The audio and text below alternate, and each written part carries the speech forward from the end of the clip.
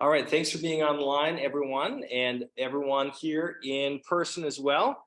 I'll do the brief intro and then we'll pass it to Pez here. So today we're going to learn about our woven basket recipient for the month of December. We're going to hear from Pez Davila with the Family Freedom Center about the programs that Family Freedom Center and then the merger with the the Neighborhood Youth Services have come to bring for the larger Twin Ports community. Pez is going to share success stories and plans for the future. So thank you so much for being here today to learn more about this amazing organization, and give it up for Pez. Thank you, Pez. All right. Hello, everybody. My name is Pez. Originally from New Jersey, been here in Duluth for about 6 years. Got involved with a place called Neighborhood Youth Services, which is based out of the Washington Center downtown, like right before the pandemic happened. And Neighborhood Youth Services has been around for about 26, almost 27 years, just serving the community here in Duluth and the surrounding areas.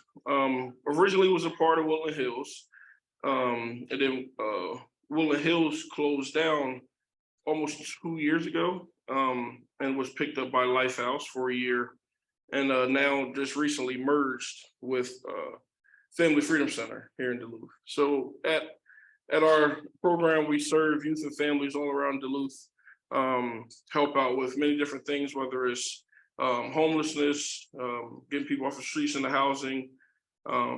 We do 3 meals a day. We do tutoring, getting students into colleges or trades. We throw a lot of different events here all around Duluth, so that's a lot of fun as well. We see a lot of growth and success in our program, especially in these last couple of years. It's been really good. When I first got there, we probably had 12 kids. Now we're averaging 60 to 80, which is really good. And then a lot of young mothers and fathers on top of that, which is cool. So they come in for different services and stuff. So I'm the operations director, so I run all of the programs. We have quite a few programs, but it's all good. It all works together towards one goal. But like I said, it's a good time. So Family Freedom Center was actually started probably 20 plus years ago as well. Kind of just started off as Freedom Farms. It's called, and it's a piece of land that they have over where the old UDEC building was, over in Duluth, and right across from where JS Printing is now, down 6th, just a piece of farmland. And it was just growing farm, teaching people urban gardening, and then giving the food that they grow to the community. And then those programs expanded as they saw different needs being met and things like that. So it's been really cool getting to merge with them because our goals have been very much the same. We have a new program that we just started called Adult Basis Courses, where people can come in and we teach like financial literacy and about interest rates and what it's like to buy a home and opening a bank account. Those small things that we should be taught in school, we get to teach these young people.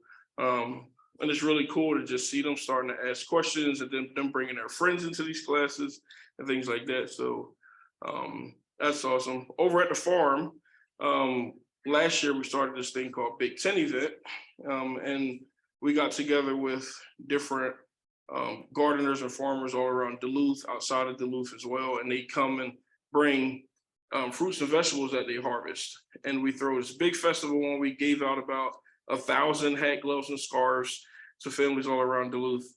But they also got to leave with a full brown paper bag of just fresh fruit and produce, things like that.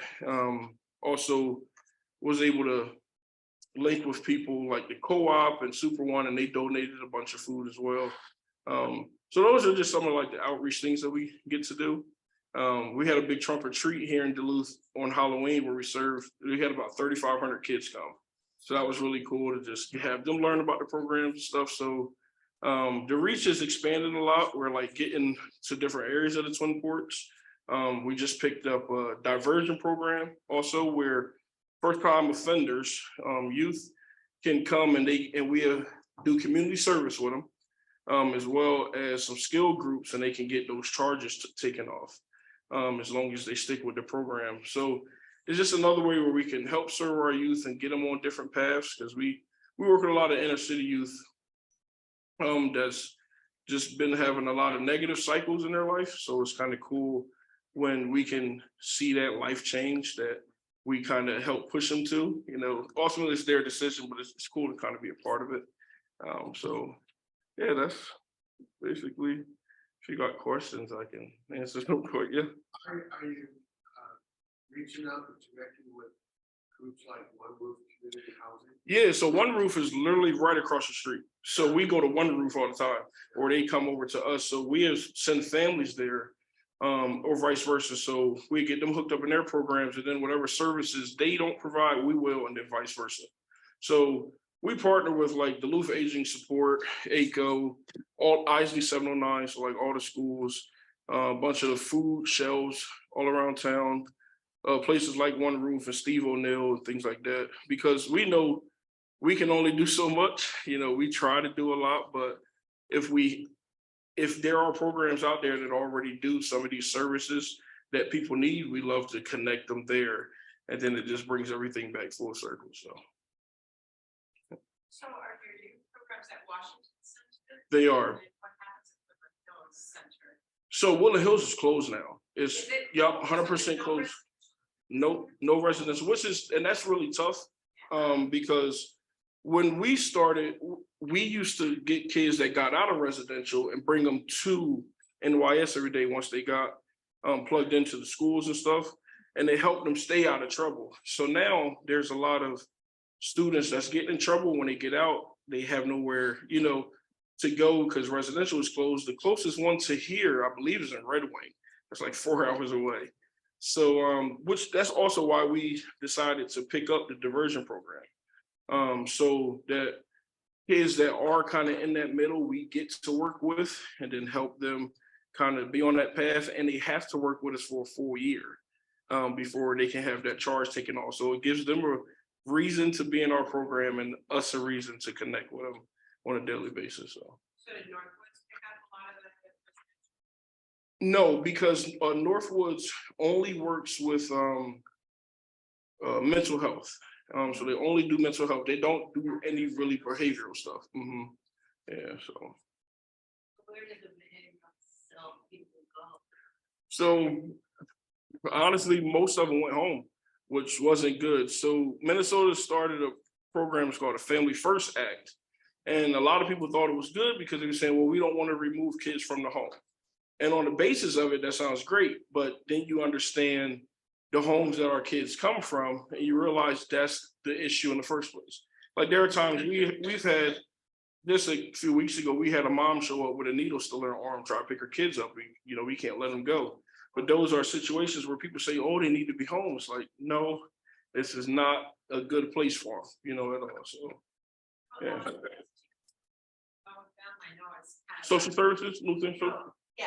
Oh yeah, You yeah. know, the Center for Changing Lives. Oh yeah, yeah. We do a lot of work with them as well. They actually helped out with our Big Ten event, and they had, I want to say they had like 2 trunks at our trunk or treat this year. Yeah, so. How can groups like Unitarian Church plug in? Like, how would you recommend we be partners? Honestly, you've reached out, and we have a lot of kids that love to do a lot of things, whether it's like arts and crafts or learning different skills or honestly, whatever. So we have a lot of different volunteer groups that come in, and we just tell them like, hey, here are some of our kids, here's their interests, things they don't like, and then try to plug them in with groups of kids that we know they'd be successful with, rather than just throwing them into the den, because some of our kids are absolutely insane. But yeah, we love them. We love them. How do you recruit or other than to motivate people to get into the program? So we realize there are a lot of people who like want services already, they just don't know how to access them. So we like to throw events that have nothing to do with our program, like trunk or treat and things like that.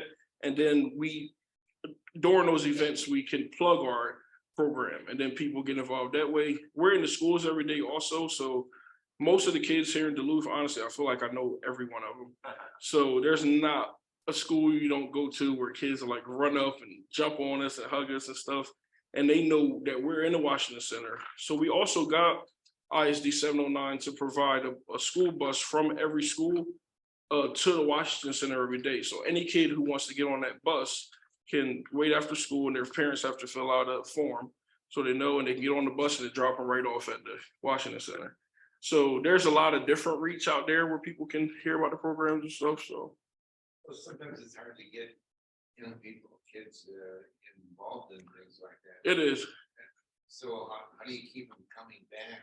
programming. So we have a big basketball gym where we do like basketball tournaments. We do wiffle ball in there, dodgeball.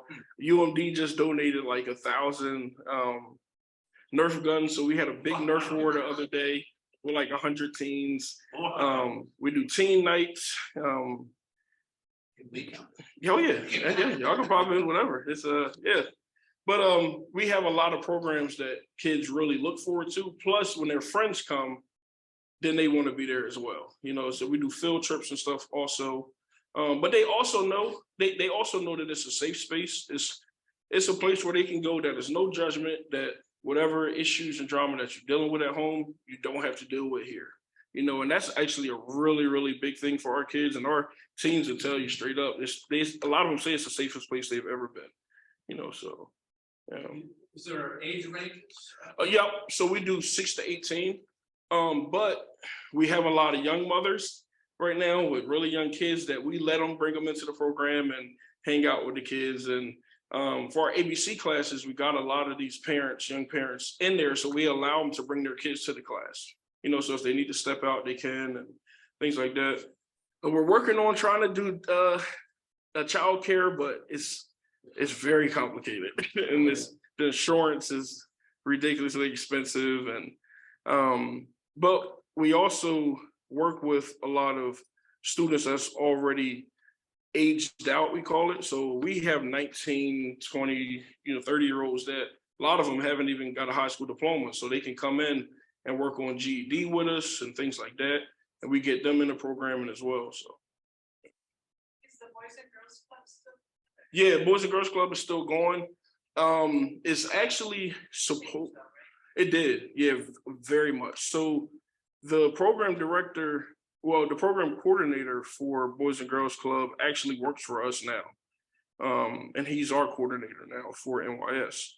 But Boys and Girls Club is actually supposed to close down, which is another big loss because the only other youth program that would be here would be Valley Youth Center. And that's out west Duluth. So, yeah. Why do you think we've lost so much? The money? Yeah, honestly, it's like the support is crazy. The city sits on a lot of money and we don't know why. We have no idea why it doesn't like get dispersed. And we ask for it and they always come to us like once a month. I meet with the mayor, and it's not because we asked to meet, she wants to meet, or other city officials and say, oh, we got these issues. We would like y'all to take them on. And we say, we would love to. Number one, we don't have the staffing. We don't have the funds.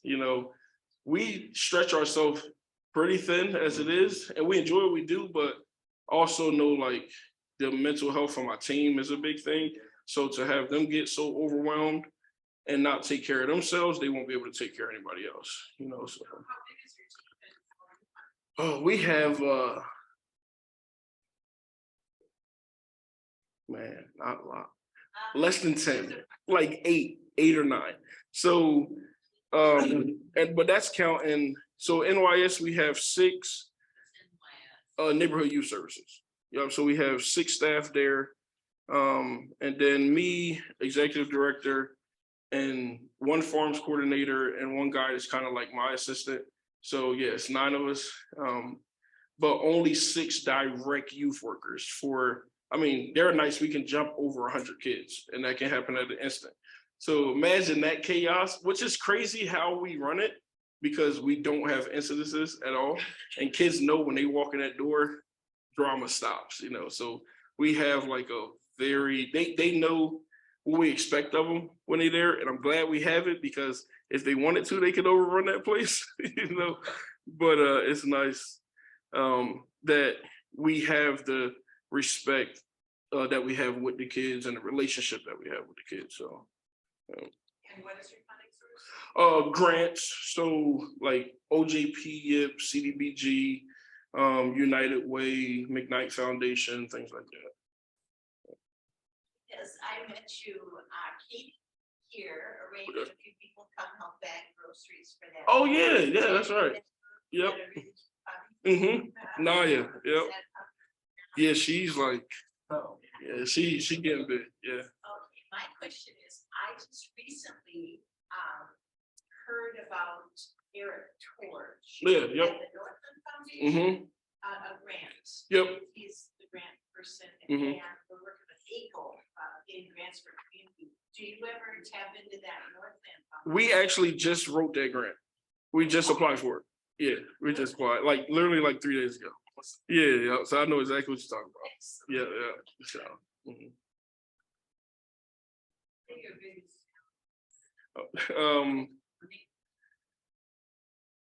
Yes and no. Our biggest challenges are, well, yeah, it is money. And only because we would like to hire more staff. That's honestly, that's our biggest thing because our kids are coming. Like, that's not an issue. There's never a day under 60 to 80 ever. So, and we starting to see more kids starting to get into the programs now because a lot of the younger kids that's getting older, they coming in. A lot of kids that were involved in the Boys and Girls Club are starting to kind of fizzle out there. So they coming in and things like that. So if we had more staffing and honestly space. So we're looking for a new building right now because we're outgrowing it. My goal is I really want to buy Nettleton. Nettleton. Yeah. So we had this conversation because he sat on this building for like 4 years and he can't afford to like keep heating it. And we've been meeting with different funders that said, hey, if y'all can get this building, we pay for it and we'll do the remodel. So we're trying to see if he'll let it go. He only bought it for 100 grand. We gave him an offer of 200 so far. So we'll see how that goes. And, yeah. Last I checked with them, still had, I mean, we also need housing. Yeah. So, Mm-hmm. But yeah. Because how did you get involved with youth services? Oh man. So I was one of those kids. I'm from New Jersey and I grew up in a place called Camden, New Jersey. And at the time it was considered like the worst place to live in the US. I lived on the worst street in Camden. And it was my upbringing was pretty crazy. Got involved with a lot of gangs and things like that when I was young. And I got shot twice actually. And my mom, when I was 15, she just said, hey, I don't want to give you up, but I have to. And the family took me in. And I was going to go to college to play football, like right out of college, but I took a year. I got into some trouble and the judge said, you can go to this youth camp for a week or get locked up for 2 years. I was like, well, this is easy. I just need to go to this camp. So, and it was called Word of Life. So I went there and then I ended up becoming the program director for all of their youth camps. So I got to travel to like 36 different countries, like run camps all around, run their camps here in America and stuff. And it was like super cool. So then I went to college, play football. And when I finished, I knew I kind of wanted to get back into like youth work. So I moved here. 2 of my cousins got drafted. They played for the Vikings and I came up to visit them. And we went fly fishing from like here to Grand Marais. And then on the way back, stopped here in Duluth and had breakfast, like walked around and stuff. I loved it. And they was like, well, why don't you just move up? I was like, all right. So I ain't know nobody. I just moved up and I was working at Cirrus. I was building jets. And during, like right before the pandemic hit, the lady who was the program director got a job in the city and I saw this job pop up. So I applied for it. And before I walked out of my interview, they offered me a job. So, yeah, it's been crazy. You know. We kind of sit in an ivory tower sometimes out here, and what are some of the issues? Could you tell us a little more about that, that these young people are facing in the community here? Honestly, Range of issues that a lot of it is like social media is big. I mean, you see that amongst adults too, but it's crazy amongst kids because small issues get turned into these atomic bombs that you say, this is not even, we had some kids want to fight over a piece of candy, but I mean, and not like a regular push and shove. We talking about, they called their friends and then their friends came over and it was like 30 girls and 30 girls at the center. It was like, this is over candy, you know, but then it was a lot of he say, she say, she said, it's like, no, nobody ever said that. But their minds just get so focused on, we don't like this person. So we go, you know, so it's that, it's a lot of the people that we serve are moving up here from like Chicago or Gary or like Milwaukee and stuff. And they come up here to like get away from the neighborhoods that they were in, but all of the public housing is in the same spot. So the people you try to escape, you live next door to when you get here. So it's almost like, well, you should have just stayed where you were at, you know? So we're looking for ways to get people integrated into the community because they just feel like they went from one hood to another hood, you know? So making them feel like they're a part of Duluth, helping them get jobs. Our goal is to teach independency. So we love to help, we love to give and do, but if we're not teaching people how to do it for themselves, it's just gonna be a cycle, you know? And I love my job, but I would love if we aren't needed, you know, like that's the goal, which I know we're always gonna be needed, but our goal is to work as if we don't wanna be needed, you know, so. Fantastic. Yeah. Where is it Harbor Heights? So Or is a it- lot of Harbor Highlands, a lot of Wynwood, that's on Central Entrance. Yeah, it's by Marshall, yeah. Okay, gotcha.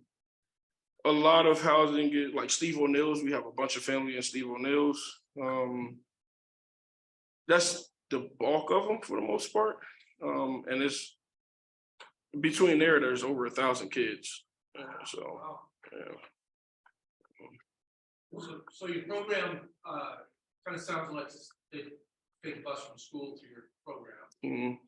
Is there anything going on earlier in the day? Yeah, so That goes on and then, is it like a latchkey or does it go on into the evening with you? Or- yeah, so our doors open at 10 and we close at 6. So we have a lot of kids that do half days because of behavioral issues. Excuse me. So instead of them going home, because we know when they get home, they're gonna do nothing, we have them come to our program, we're helping with their homework. Plus a lot of kids, if they don't eat at the center, they won't eat at home, you know, so they come for like meals and stuff. Kids that get suspended, we've worked with the schools to, instead of sending them home because it's basically a free day off of school, we make them come to the center.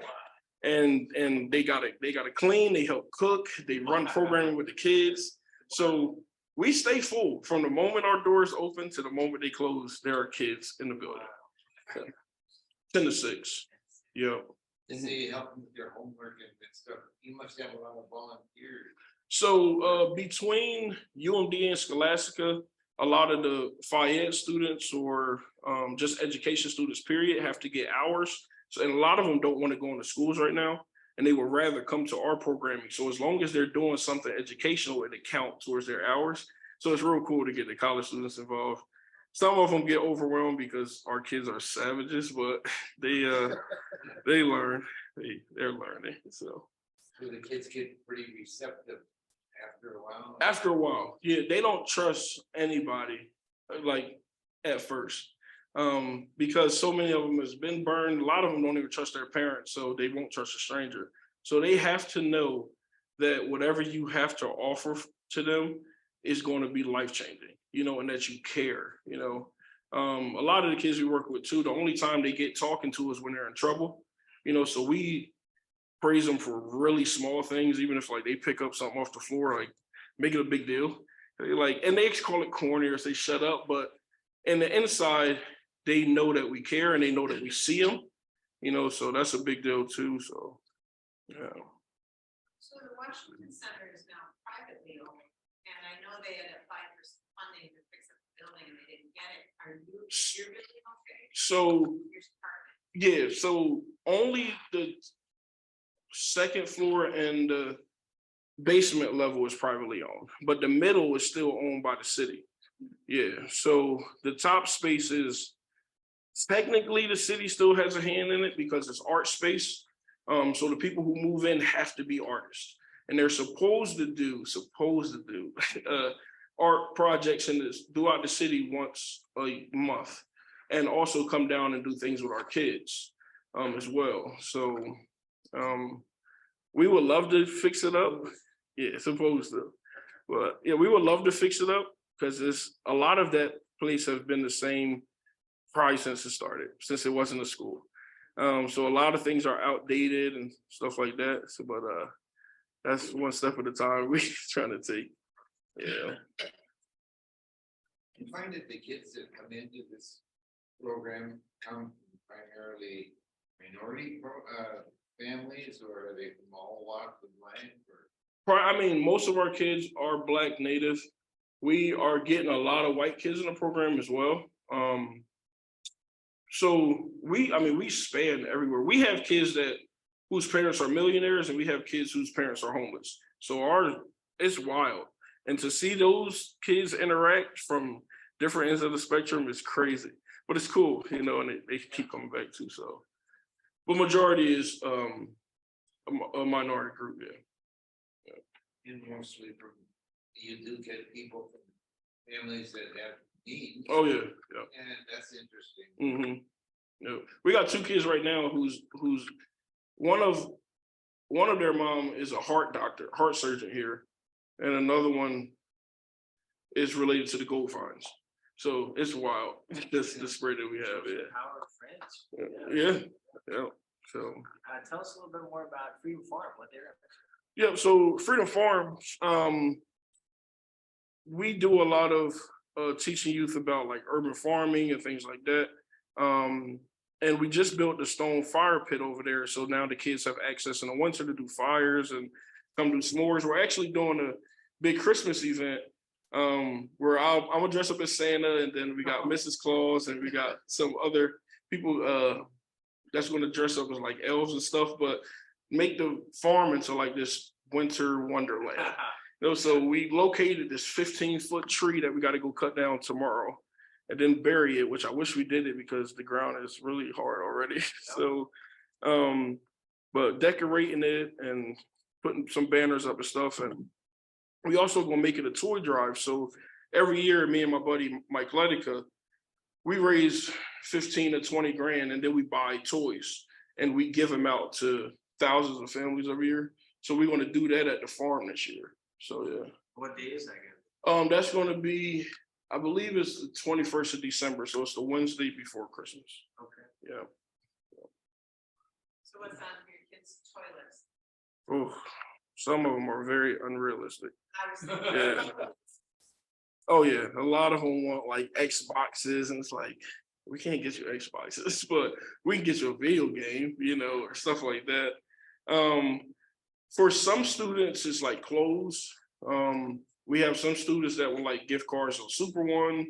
So some of it is like needs, very much needs, but it's kids. So most of it is wants, So a lot of our kids are the parents in their household, so a lot of them you talk to, 12, 13-year-olds that they try to figure out how they can make money to put food on their table. And it's wild to have a conversation with them because I was there when I was that age, but it's like, it's crazy because they're so genuine about it, so you want to figure out like, these are the kids we really want to help, not to neglect anyone else, but, let's see what we can do to, ease some of their stress off that no 12 or 13-year-old should even have, so.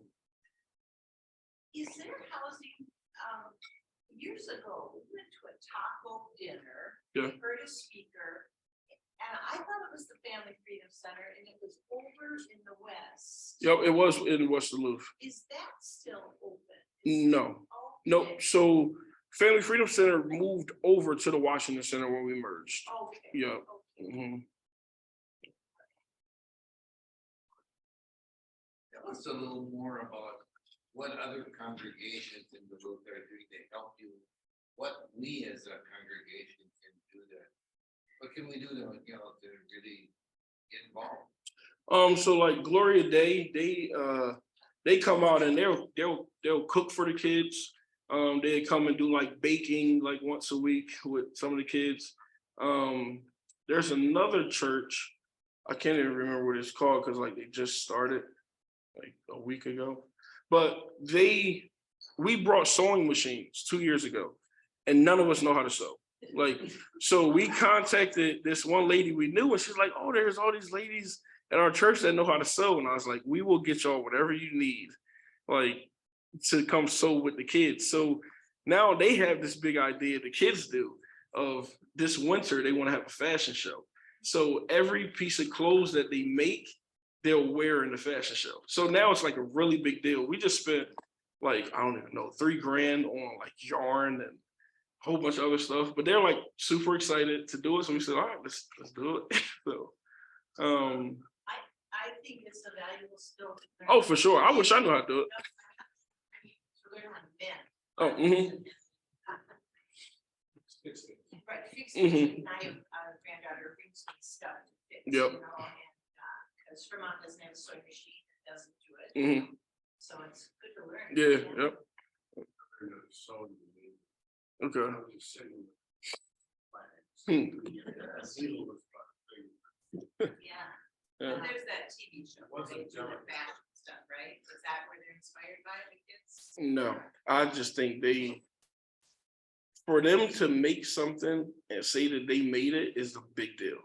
So, I mean, honestly, if I made something, I was a big deal to me. So I can't even think about, what they thinking about, so. It's never been a poncho. Yeah, right. Something simple or gloves. So they have started to make, we got this, somebody gave us this wheel and like you put yarn on the outside and you spin it and it makes hats. We have 100 hats that these kids made in like 4 days because they just can't stop doing it. And it's cool. It's so cool because they just spin it and stop, put it back. And they love it. So, but we are going to have them now with the hats that they make from here to Christmas. Each of them got to pick a family and give a hat to. So it's cool because we getting them involved in community work now as well. So yeah. That fashion show happens. Yeah, so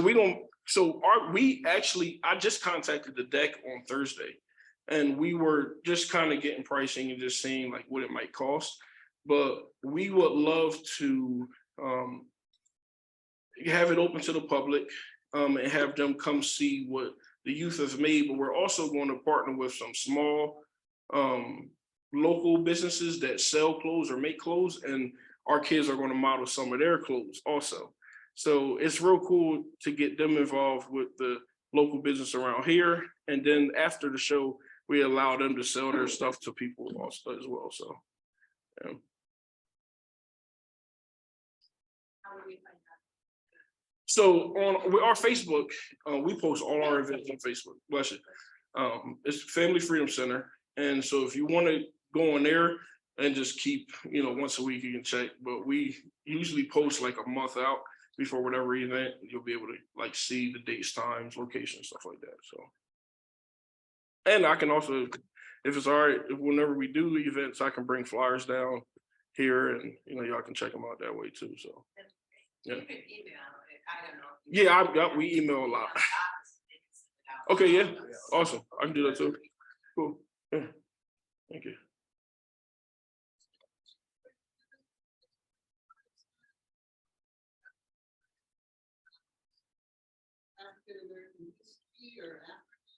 Yeah, so our farms. People online through the questions. Yes, I don't know. yeah, they can hear peasant responses at least. We haven't gotten any comments, so we're good. Our farms coordinator, AC is his name. He's actually going to do a Kwanzaa event in a week, I believe it is. He's been setting it up for some time now. I don't all know what it entails, what he's doing. I'm just letting him do his thing. But he's had a lot of interest, people that wanted to come be a part of it. So he's actually getting that set up as we speak. So.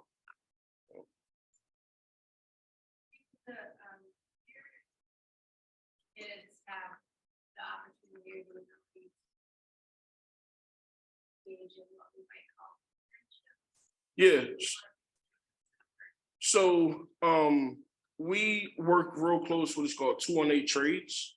And these are a lot of like local union guys. And they will take our kids on job sites. And if they're interested, they do like small internships with them. And we just, this summer we had a couple kids learn to pour concrete. They did a full foundation for a garage that was huge. It was really big. It was probably 3,000 square feet. It was crazy. But our kids poured the entire pad and they learned how to finish it and everything. Over at Lake Superior College, they have the automotive program. So they'll let our students come in and then work on things small. So like changing tires or learn to change brakes, how to do oil change, things like that. So we have a bunch of those different small programs that they can get into. Because our goal, honestly, we don't push four-year college on any of our kids because they hate school already. If they want to go to college, we gonna make sure you get in. But a lot of them are very good with their hands and like just like simple thinking. So being able to do something for them is really good. Plus, a lot of them don't have the means to go to college, you know, and you get out and debt is crazy, you know, so being able to get them in something that they can finish up pretty quick. And if they master it, they can start their own business, you know, so trades are like really, really huge amongst our kids right now. So.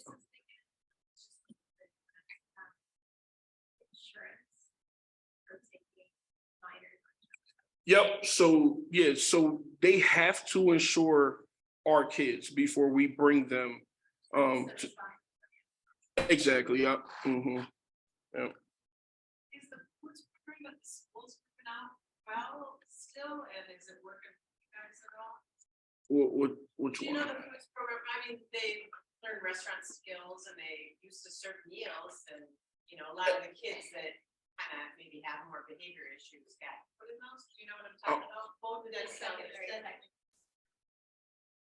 Yeah, honestly, we don't have any kids involved in that. So we have because it's school money that was, you know, having a teacher teach kids how to, you know, do the prep, do the waiting. They actually serve meals. Yeah, That's I'm gonna be honest, I've never heard of that. And I'm in the schools every day. Yeah. Linda Moore, the chef. I knew someone who taught at Davila, and Okay. she left at one point because the kids were. Sarah?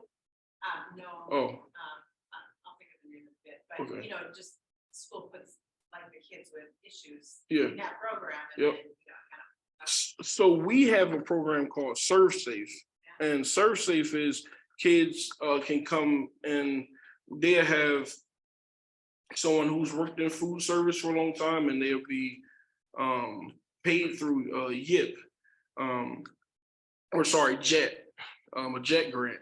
And through that, the kids can learn like restaurant skills. So cooking, cleaning, prepping, storing food, all of it. And then they receive a certificate, Serve Safe certificate, which means they are qualified now to work in the commercial kitchen. So we do that in our program. I've just honestly never heard of the one that was in the schools, at least not in my time being there. They had it, I just wasn't a part of it at all. So Yeah, it would, you know, it would be nice if funding and all that. yeah, I had to ask about it. I don't even know if they still run it. There's not many things about the school system I don't know. So this one is new. I might have to ask some questions about this one. So It used to be at our TV also. okay. Serve you like a full restaurant meal. Okay. At lunchtime. It was mostly seniors Oh. showing up. But you had to make That's wild. reservations. You had to make reservations. But How long ago was this? I'm like very interested right now. Oh, see, I got hired like right before COVID, so that makes sense. I And then probably They had it during COVID. as Really? well. Yeah, the kids are learning to do the wraps and, all the food stuff that you might be able to get hired in a restaurant somewhere. I'm gonna ask about this. I'm gonna ask now. Yeah, And I know the Deaf Health one because there were more yeah, tensions with the students. Okay. This person just left and said, Yeah. Okay. "Just not interested in having those fights in my classroom. Oh, that makes sense. But And the lady name wasn't Sarah? I don't Okay. think of it. Because there's a question from one of our online people, Cindy, that wants to know a little bit more about the Family Freedom Center program for Oh, elders. that's Cindy. Hi, Cindy. I know Cindy. So we have an elders program at Family Freedom Center, where we do a thing called Conversation and Coffee. It's first and last Wednesday of the month, where elders can come in and honestly we have donuts, we have coffee, orange juice, and they all just sit and hang out and talk. And it's cool because I sit in there and just listen to like some of the stories. That's really cool.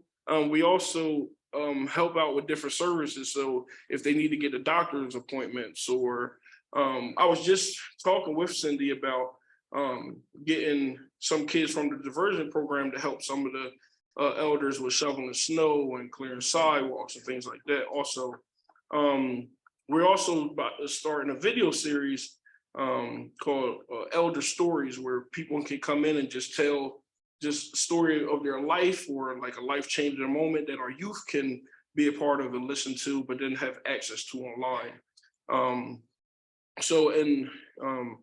Gloria Day helps a lot with that. Duluth Agent Support helps a lot with that also. So it's a pretty cool program, and we just hired an elders coordinator as well, who was working at the farm doing an internship and just finished, and now he's running the elders program. So thanks, Cindy. Yeah. I'm really Mhm. Can you tell us, kids in after school, is the number one thing?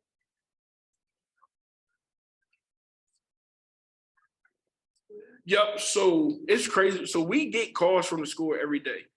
So most kids in our program, we work with their parents to sign a release of information form. So if they get in trouble, most times they call us before they call the parents, and the kids hate it because then they know if they get suspended or in trouble, they can't be involved in programming, or if we got field trips or things like that. But if we have students slip down below a certain grade point average, we get calls as well. So we know exactly what student needs what. We have access to like all of their canvases, so their online schooling and stuff also. So when students get in, the first thing that we tell them, if we know they got it, is, hey, got to come in here, you got to do 30 minutes of homework. We help them with it, we have a different tutor helping with it. But we also made it kind of like a reward system too, so they can get an early snack if they come in and do homework right away too. And every kid jumps on that because they never know what the snack is. The other day they got mad at me because I gave them rice cakes, but I only did that because we didn't have anything else. And they were like, "Well, we're not doing homework no more." But it was funny. So, yeah. So. We talked about this, but it seems hard to understand. These kids seem to come there consistently, and you'd think that you would have a lot of dropouts or kids not showing up, or can you tell us why you're able to keep a handle on keeping those kids in the program? Yeah, honestly, it's the team that we have. We have a team that is very intentional with youth, and we have a lot of conversations that otherwise they won't have with other people, and they know it's a safe space. We have a lot of fun with them also, which keeps them coming because they always wondering what we going to do next or what event is coming up. I coach football also, which brings a lot of the kids that I coach into the program too. So, and honestly, once kids get in our program, they love it. And a lot of them don't want to leave. Even when they age out or graduate, they still come back for a couple years, unless they move or something. So, but yeah, it's our team and just how intentional and the relationship they build with the kids. What kind of a We dropout got time rate for do one more question. Sorry, good. you have? What kind of a dropout rate do you have? I'll be honest, I don't, since I've been there, we have not had a kid drop out of our program. Really? Yeah. Good. Yes. Yeah. It looks like you're the current It is, Yeah. honestly, we really are, so, yeah. Well, let's give it up for Yeah, thank you.